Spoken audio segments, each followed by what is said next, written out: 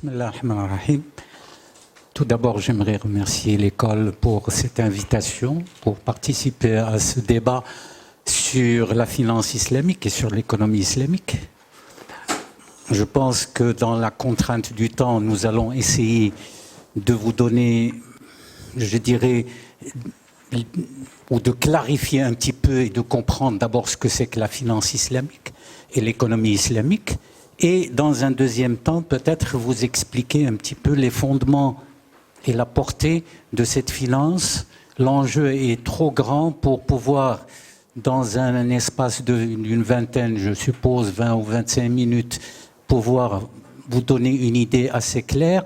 Mais l'enjeu mérite justement de ce débat sur ce thème qui pourrait marquer l'avenir non seulement du Maroc, mais marquer l'avenir du monde musulman et peut-être même de contrées hors du monde musulman. Alors, qu'est-ce que c'est que l'économie islamique? En réalité, je vais vous l'expliquer par les composantes. Qu'est-ce qui compose maintenant ce qu'on appelle en général, en termes communs, l'économie islamique? Il y a 4 éléments qui composent ce qu'on appelle l'économie islamique. Premier élément, ce sont les principes de la charia qui figurent dans le Coran, les textes du Coran et dans les textes des hadiths, et non seulement les textes des hadiths, mais des compagnons du prophète et des expériences pratiques durant la vie du prophète qui a géré une cité qui est Médine pendant 12 ans. Donc, tout cela constitue ce qu'on appelle charia, ce qu'on appelle Allahu Akbar. C'est de bonnes augures. Alors, donc, c'est ce qu'on appelle charia. Alors, ces textes de base expliquent 3 éléments. Les interdits, et ils ne sont pas nombreux, notamment l'interdiction de l'intérêt, l'interdiction de la thésaurisation, l'interdiction de la spéculation, l'interdiction de la consommation de produits haram, donc l'interdiction de la vente de l'argent contre la même monnaie, donc avec des intérêts. Et donc les interdits ne sont pas nombreux. Et il y a les obligations à caractère économique. Vous avez la zakat, qui est un impôt coranique.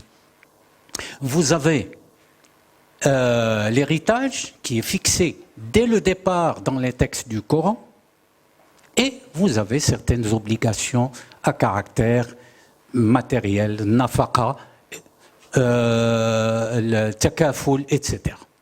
Donc ce sont des obligations. Et il y a un troisième élément qui sont les permissions.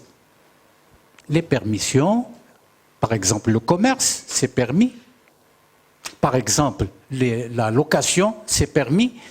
Un certain nombre d'activités qui sont autorisées et qui font que, dès le départ, dans les textes du Coran et dans les pratiques de la Sunna, il y a une reconnaissance fondamentale qui est la reconnaissance du marché et de la loi de l'offre et de la demande. Je me permets pour le public de vous interrompre quelques instants. Quand est-ce que l'économie islamique est née? On va dire ça comme ça. Alors, elle est née au IIe siècle de l'Hégire. En réalité, le premier ouvrage économique islamique, et ça, très peu de gens le disent, c'est le Coran. Et c'est pour ça que, lorsque on a cité l'économie islamique, il y a des gens qui ont dit « Et pourquoi il n'y a pas d'économie chrétienne? Et pourquoi il n'y a pas d'économie judaïque ?» La réponse est très simple. Parce que les textes de l'Ancien Testament et du Nouveau Testament parlent très peu d'économie, alors que le Coran parle de l'économie d'une manière systématique, pratiquement dans tous les versets du Coran. L'infaq, par exemple, il est cité 52 fois dans le Coran. 52 مرة. Zakat, elle est citée 34 fois dans le Coran. Donc, la terminologie, le vocabulaire, les citations, les obligations, les interdits qui touchent le domaine économique sont très fréquentes dans les textes du Coran, à tel point qu'on peut dire que le premier ouvrage économique islamique, c'est le Coran. Donc, puisqu'il s'est écrit, et lorsqu'on réunit ces éléments-là, qu'est-ce qu'on trouve? On trouve 3 éléments. On trouve un système normatif sur le plan économique. Ce système se subdivise en 3 sous-systèmes. Un système de propriété. La propriété dans le système islamique, elle est différente de la notion de propriété dans le système occidental, puisque ce sont les textes du juridique, du code napoléonien qui ont défini la propriété, le droit d'usus, d'abusus et de fructus. Voilà comment est définie la propriété dans la conception occidentale. Dans la conception islamique, ce n'est pas la même chose. Il y a un droit d'usus et de fructus, mais le droit d'abusus n'existe pas. C'est interdit d'abuser de sa propriété. Pourquoi? Parce que la propriété dans la conception islamique, elle appartient à Dieu. L'homme ne possède que le droit d'usufruit, le droit d'exploiter, puisqu'il a été créé sur terre pour occuper la terre, l'Umaran, pour occuper la terre, et donc le droit de propriété n'est pas absolu, il est un droit de jouissance. On a un droit de propriété. La preuve, lorsqu'un individu meurt, il perd la propriété de ses biens. Ils sont légués selon les normes du Coran. Il n'y a qu'un tiers qu'il peut léguer à titre, je dirais, de donation. Wasiya, Toulout. Mais les 2 tiers, il perd la propriété. Donc, il n'est propriétaire des biens que lorsqu'il est en vie. Mais que lorsqu'il meurt, sa propriété passe aux héritiers systématiquement, ce qui fait que un droit de propriété n'est pas dans l'absolu, il est relatif.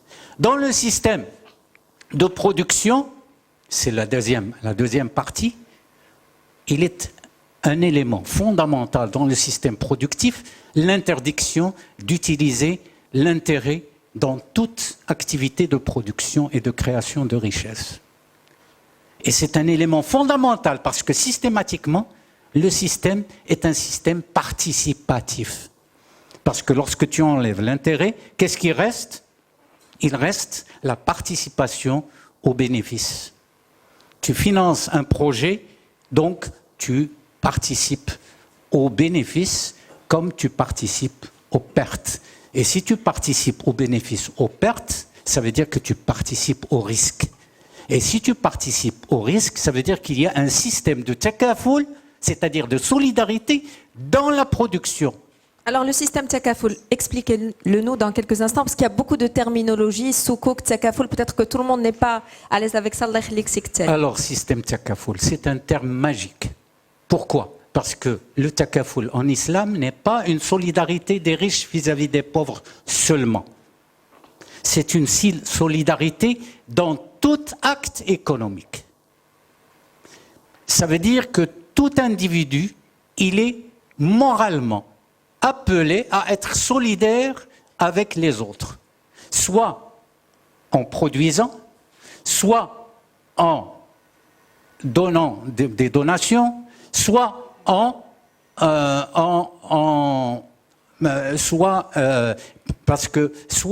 offrant son énergie, sa force de travail, c'est-à-dire un bénévolat.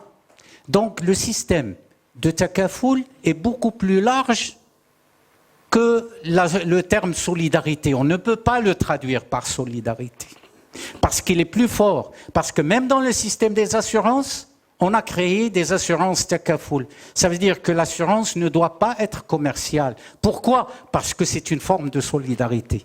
Et on ne peut pas la commercialiser. On ne peut pas la rendre une marchandise qui est commercial sur le marché.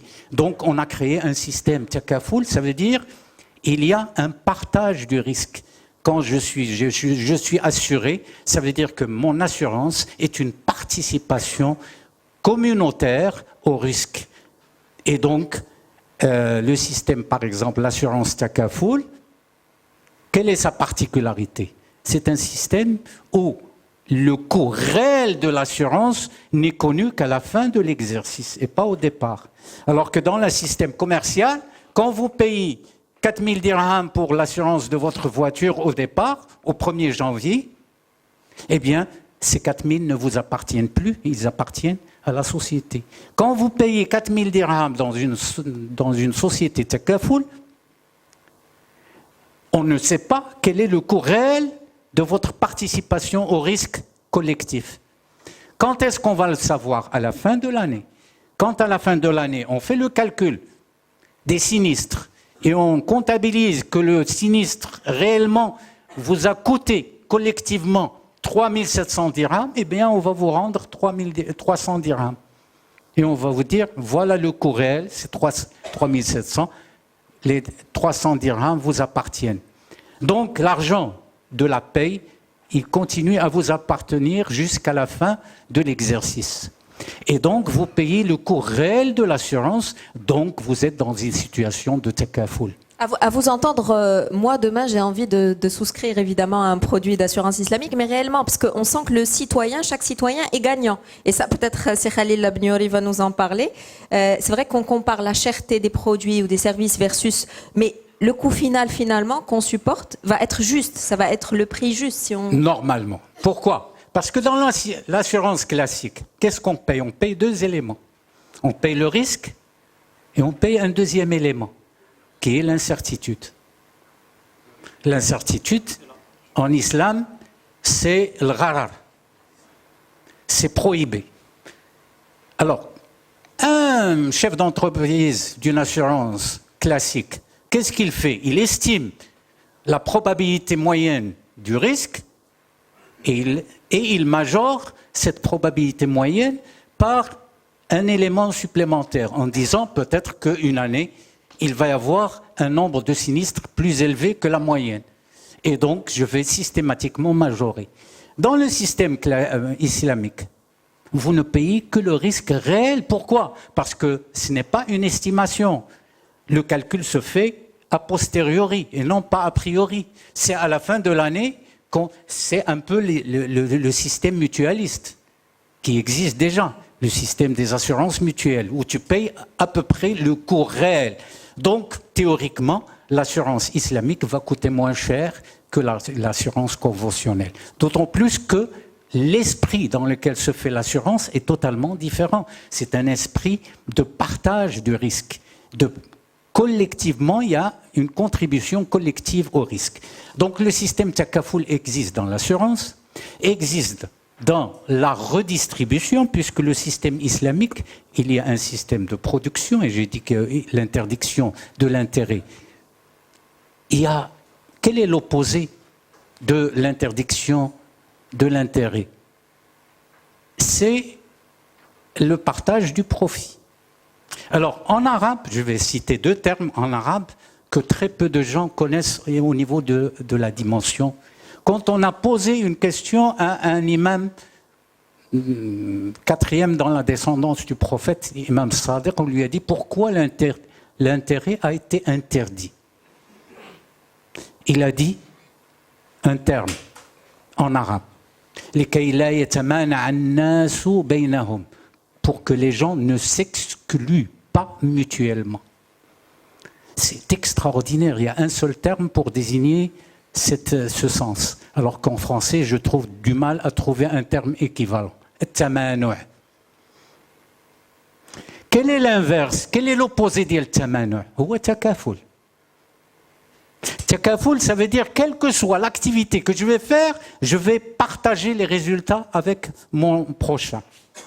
Quelle que soit l'activité, que ce soit productif, répartition, bénévole, sadaqa, tout, dans chaque activité économique, dans le sens propre, philosophique du terme islamique, il y a un takaful, c'est-à-dire partage des résultats, partage des risques, partage du profit, partage du coût. Donc, il y a toujours partage.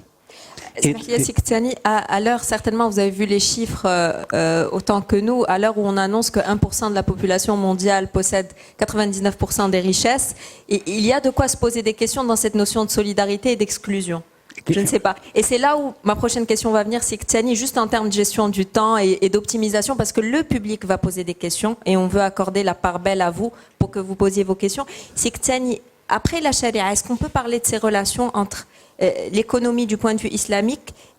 Comment va être sa relation avec l'économie globale, le reste de l'économie? Alors, nous, pour le moment, on dit il faut d'abord qu'elle existe sur le terrain et qu'elle existe dans un cadre concurrentiel. Donnez-lui la chance d'exister et que le meilleur gagne sur le marché. C'est le marché qui va décider. Ce n'est pas, personne ne va lancer de l'argent dans une opération qui est perdante, qu'elle soit islamique ou pas islamique. Donc on se dit, le meilleur régulateur, jusqu'à preuve du contraire sur le plan économique, c'est le marché. Mais à condition que la structure existe. Donnez-lui la chance d'exister et laissez le marché jouer son rôle. Mais ce qui s'est passé, c'est que il y a eu une ignorance pendant des siècles de l'économie islamique. L'économie islamique a commencé à exister. Le premier ouvrage en économie chez les musulmans a été écrit par un auteur qui s'appelle Abu Yusuf au IIe siècle de l'Hégire, qui correspond au IXe siècle, au 2 plus 6. Ça fait au 8e siècle de l'ère chrétienne. 8e siècle. Bien avant, plusieurs siècles, bien avant Adam Smith. Et Abu Yusuf, de quoi il parlait? Il parlait de la théorie de la fiscalité. Comment gérer la fiscalité, surtout dans le domaine agricole, puisque les saisons, il y a des cycles économiques sur le plan agricole. Donc ils se sont posé la question, pour qu'il y ait un équilibre budgétaire, si cet équilibre est basé sur la fiscalité et que la production agricole, elle est cyclique, il y a des années où la production est bonne et donc les rentrées fiscales sont importantes, il y a des périodes où le cycle est bas, les rentrées sont faibles, comment équilibrer le budget de l'État? Deuxième élément, il y a un élément de justice sociale sur le plan de la fiscalité. Si le producteur, le paysan, a une mauvaise année, comment pouvez-vous imposer le même taux au niveau fiscal? Eh bien, vous imaginez que ces problèmes-là étaient discutés au IIe siècle de l'Hégire, plusieurs siècles avant Adam Smith, et avant les mercantilistes et les physiocrates qui n'étaient pas scientifiques d'ailleurs. Donc, pourquoi on a occulté cette science? Alors, il y a eu la théorie de la fiscalité, il n'y a pas simplement Abu Yusuf, il y a eu le Mawardi au 5e siècle de l'Hégire, il y a eu le Ghazali, il y a eu Ibn Khaldoun au 8e siècle de l'Hégire, la théorie des cycles économiques et des crises. Les musulmans avaient diagnostiqué les éléments de la crise et les éléments de la croissance économique, d'une manière comme si on le lisait aujourd'hui.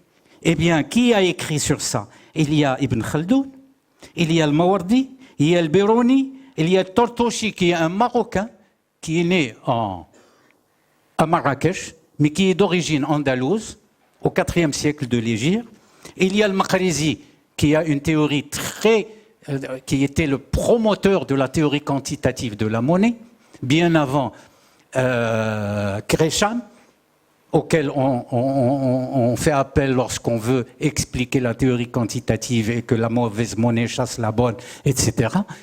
Eh bien, les économistes musulmans avaient déjà écrit. Et il est très probable que Adam Smith, Ricardo, Malthus et compagnie aient copié beaucoup d'idées sur les économistes musulmans. mais personne n'ose le dire, parce que les ouvrages sur lesquels on se fonde sont la plupart du temps des ouvrages d'histoire de la pensée économique occidentale, et non pas de la pensée économique tout court. Henri Denis, sur lequel j'ai travaillé un petit peu sur l'histoire de la pensée économique, c'est des ouvrages occidentaux. C'est vrai qu'ils citent des éléments de référence occidentaux, mais ils occultent totalement les penseurs musulmans. Il y a eu la théorie de contrôle des prix et d'échange, qui a été très développée par Al-Makrizi. Il y a eu la théorie du leadership et des ressources humaines, qui a été développée par Al-Farabi,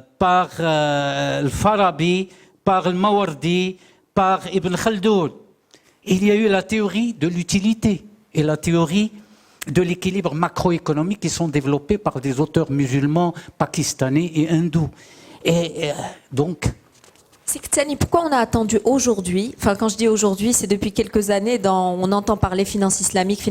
Quand on entend tout ça, on aurait dû être à un autre niveau de finance islamique, j'ai envie de dire, depuis ces siècles. Je vais vous dire une chose.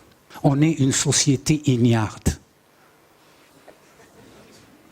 On revendique le droit à l'ignorance. Et c'est ça ce qui est malheureux. C'est qu'on est assis sur un trésor. La pensée économique est beaucoup plus loin que les banques islamiques. Beaucoup plus loin qu'une structure sociale de répartition et de redistribution. On est sur un trésor. Pourquoi? Parce qu'actuellement, quel est le grand problème en Occident? Il y a un déficit budgétaire qui est récurrent dans beaucoup de pays européens. D'où vient ce déficit budgétaire? Il vient d'un problème de couverture du financement social. Il y a un déficit de la sécurité sociale dans beaucoup de pays en Europe. Et donc, ça crée un déficit des budgets de l'État. Dans le système islamique, qu'est-ce qui se passe? Et ça, je l'ai découvert il n'y a pas très longtemps. J'ai découvert qu'en économie islamique, il y a 3 secteurs dominants. Il n'y a pas 2 secteurs comme en Occident. Il n'y a pas le secteur privé et le secteur public. Il y a 3 secteurs. Le secteur public, le secteur privé et le secteur social. Et pourquoi le secteur social, il est indépendant? Parce que le secteur social, c'est la société civile qui le finance. L'Awqaf, qui est un système de donation islamique qui a joué un rôle monumental dans la civilisation musulmane. Qui le finançait? Ce n'est pas l'État, ce n'est pas le secteur privé, c'était la société civile. Quand on avait besoin d'hôpitaux, qui les construisait? C'est les donneurs, c'est tout le monde, c'est pas seulement les riches, tout le monde participait. Donc il y avait un système de bénévolat pour ceux qui n'ont pas d'argent et de donation pour ceux qui ont l'argent. Et ça permettait, et c'est pour ça que la khilafa islamique, en un siècle, elle est arrivée en Indonésie, elle est arrivée au Maroc, à l'extrême ouest, elle est arrivée au nord, à Bukhara et dans la région du Caucase, et elle est arrivée au sud, à Tombouctou et dans les pays subsahariens. En moins d'un siècle et en Andalousie. Pourquoi? Parce qu'il y avait un système de financement social. Quel est notre problème maintenant majeur au Maroc? C'est que les projets sociaux sont totalement financés ou presque totalement par l'État. Puisqu'ils sont presque totalement financés par l'État, l'État n'a pas les moyens de financer et de couvrir sur le plan social. Qu'est-ce qu'il fait? Maintenant, il privatise le social. Il donne aux entreprises privées le financement du social. Quel est le résultat? C'est que d'abord, le coût du social est très cher et donc les services sociaux sont très chers. Et en plus, c'est un délabrement du service social public parce qu'il y a un abandon. On dit, voilà, le privé va se charger. Et donc, entre le privé et le public, il y a un problème majeur parce que le financement du social coûte très cher dans le privé et il est de qualité très médiocre dans le public. Moralité, il n'y a pas suffisamment de couverture sociale. Et donc, le troisième financier qui est la société civile, elle est absente. Pourquoi? Parce que combien on a d'ONG au Maroc? On a 90 000 ONG au Maroc, associations. Combien il y a d'associations d'utilité publique? Il y a 185 qui peuvent toucher de l'argent, qui peuvent ramasser de l'argent. Sur 90 000, on a 185 associations. Comment voulez-vous que ces 185 puissent toucher d'une manière très systématique la société civile pour ramasser de l'argent pour des projets sociaux?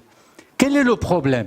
Le problème, c'est que l'État ne veut pas déléguer le pouvoir du social à la société civile. Elle a peur. Ou il a peur. Pour des raisons... Cependant, Sa Majesté, dans son discours par rapport à l'INDH, a appelé à la mobilisation de la société civile. Oui. C'est ce qu'on a tous lu, a priori, si je ne me trompe pas. Mais ce qu'il faut, c'est une culture. D'accord, c'est très bien. D'ailleurs, il a fait, non seulement dans son discours, mais il a lancé des mots absolument incroyables en disant il y a ce qu'on appelle ce qui n'est pas monnayable. Il y a les valeurs qui ne sont pas monnayables. Il y a Il faut décoder ce discours pour dire peut-être que derrière cela, il y a un appel à des éléments qui existent dans la société musulmane, mais qui ne sont pas exploités. Il y a une capacité. Les sadaqa al-jariya. Chacun est appelé dans le Coran à faire un don avant de mourir. Pourquoi? Parce que sadaqa al-jariya, si tu construis, si tu participes à la construction d'une mosquée ou d'un hospice médical ou d'une école, etc., tu as une rétribution morale après ta mort qui continue tant que ce service continue. Donc, tous les musulmans, avant de mourir, faisaient un don. La preuve, j'ai des statistiques sur ce plan-là. À l'époque du Khilafa Othmani, on a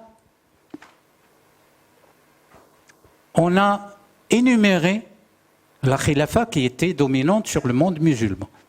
On a énuméré les terres agricoles waqf. Combien on a trouvé de terres agricoles waqf à l'époque de l'Empire ottoman?